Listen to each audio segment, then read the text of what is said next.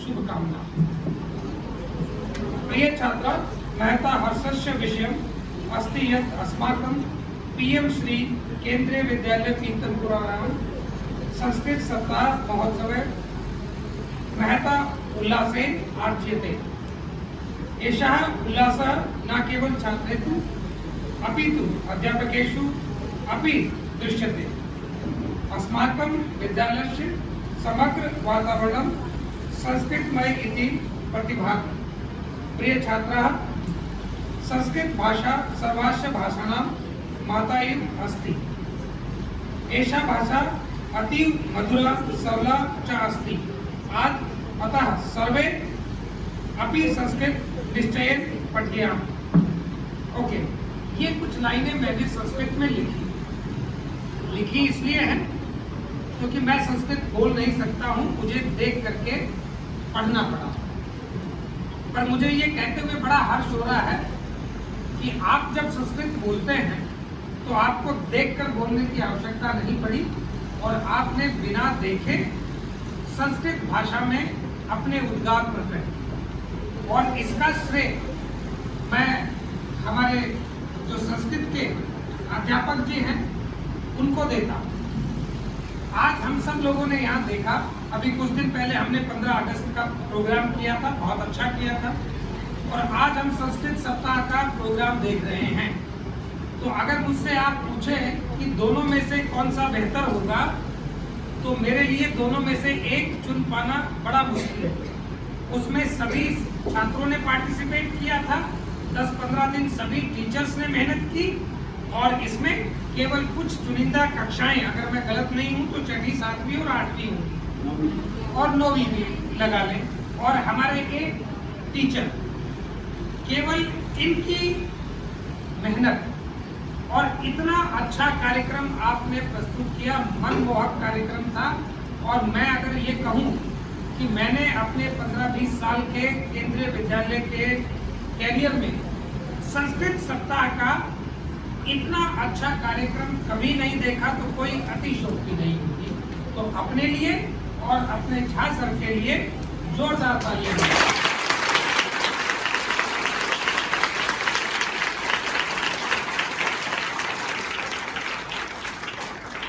जो आजकल कहा जाता है कि अच्छा अध्यापक वो है जो बच्चों को मोटिवेट कर सके, इंस्पायर कर सके। वो जमाने चले गए कि जब अध्यापक पढ़ाता था। आजकल हम जितना पढ़ाते हैं उससे ज्यादा ज्ञान तो आप गूगल पे जाके एक क्लिक से पता कर सकते हैं। तो फिर भी टीचर की महत्ता कम क्यों नहीं? आप मेरे से 10 सवाल पूछेंगे तो ऐसा हो सकता है कि मैं उसमें से 5-6 सवालों का जवाब जानता हूं और बाकियों का नहीं जानता। लेकिन गूगल से आप कुछ भी पूछिए, वो आपको सबका जवाब दे देता है। तो फिर शिक्षकों की महत्ता कम क्यों नहीं हुई? सब लोग घर में बैठ करके गूगल से क्यों नहीं पढ़ते? उसका कारण यही है कि गूगल आपको जवाब तो दे सकता है, पर वो आपको मोटिवेट नहीं कर सकता, आपको प्रोत्साहन नहीं दे सकता, आपको सही रास्ता नहीं दिखा सकता। वो आप एक क्वेश्चन पूछेंगे, उससे मिलता जुलता ही वो प्रश्न आगे दिखाता रहेगा। लेकिन एक टीचर आपको जीवन की हर विधाओं में पारंगत करता है, हर दिशा में जाने की काबिलियत आपके अंदर जगाता है। और इसीलिए हमारे जो शिक्षक हैं उनकी महत्ता कभी कम नहीं हो सकती। और यदि वो शिक्षक हमारे झा जैसे हों तो वो कभी भी नहीं हो सकते। किस प्रकार से आप लोगों ने सबने पार्टिसिपेट किया। इतनी आवाज तो मॉर्निंग असेंबली में जब 2500 बच्चे खड़े होते हैं तब नहीं आती। मैंने कई बार मॉर्निंग असेंबली में भी ये बात कही है कि हमारे विद्यालय में सबसे अच्छी जो असेंबली होती है वो उस दिन होती है जिस दिन संस्कृत की में असेंबली प्रेजेंट की है। और उसका कारण क्या है कि हमारे पास एक इंस्पिरेशनल टीचर है। आप सभी इस पूरे प्रोग्राम में लगभग सभी बच्चों ने पार्टिसिपेट किया, कुछ ने डायरेक्ट, परोक्ष या अपरोक्ष रूप से। एक बच्ची ने बहुत अच्छा सुंदर एकल नृत्य प्रस्तुत किया वंदे भारत पर। उसके अलावा एक तो मैं भी अक्सर असेंबली में भी देखता हूँ, वहाँ भी प्रकट की थी आप लोगों ने। डांस भी, ग्रुप डांस भी जो बच्चों ने किया वो बहुत अच्छा था।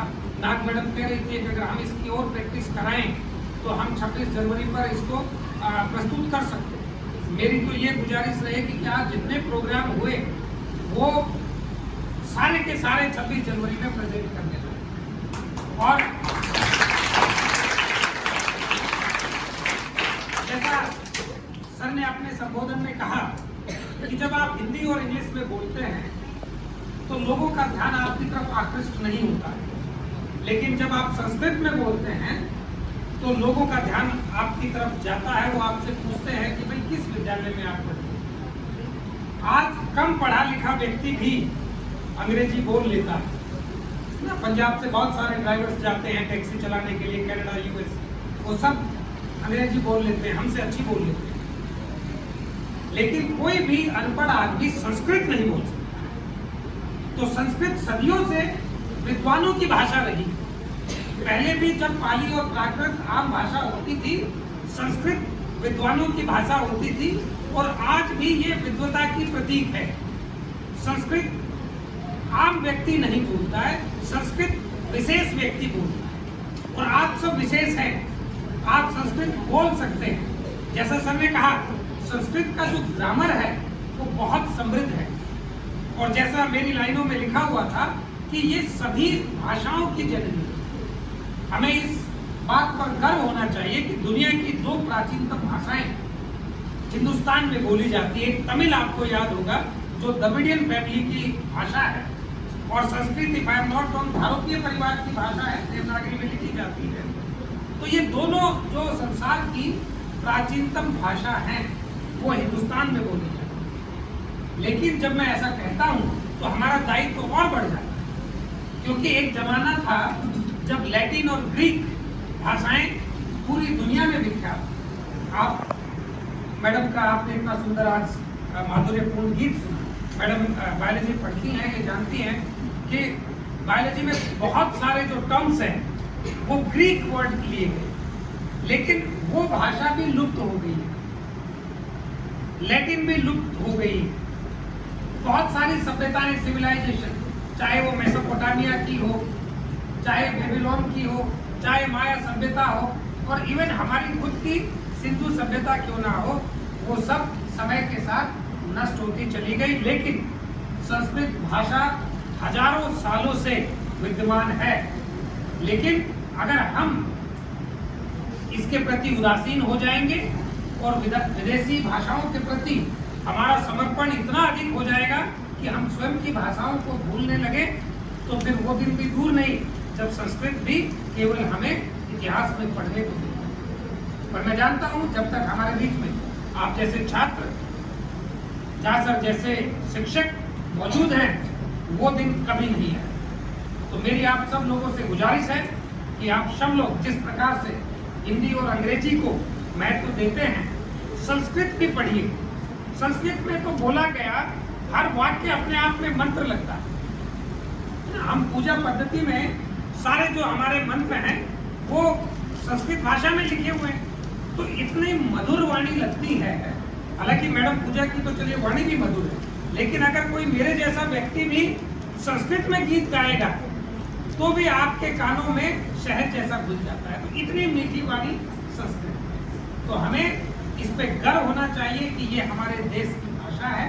साथ में हमें ऐसे मौकों पर ये प्रण करना चाहिए अपने आप से कि ना केवल मैं खुद संस्कृत बोलने का प्रयास करूंगा, अपितु जो मेरे आसपास मेरे मित्रगण हैं, मैं उनसे भी अनुरोध करूंगा कि वो भी संस्कृत भाषा को अपनाएं, और न केवल अपनाएं बल्कि इसको प्रचारित और प्रसारित करने में भी सहयोग करें। एक बार फिर से आप सभी लोगों का बहुत बहुत धन्यवाद इतने सुंदर कार्यक्रम में मुझे आमंत्रित करने के लिए।